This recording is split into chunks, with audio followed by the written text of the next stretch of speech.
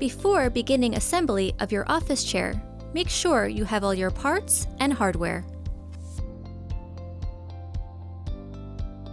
Firmly insert the gas lift into the base. Then place the cover over the gas lift.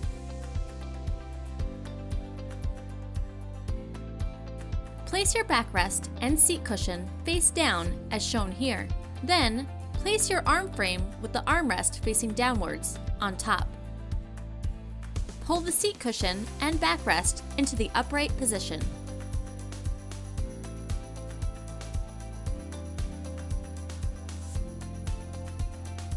Insert the washer into the arm frame, then tighten the M655 screw using the included Allen key. Next, connect the side arm brackets using M625 arm screws.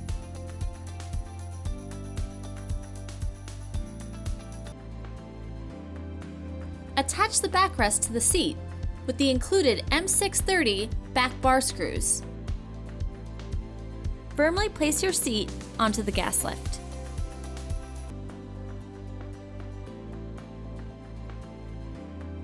Your final step of assembly is to sit on your new chair to firmly engage the mechanism onto the gas lift. You're now ready to enjoy your new office chair.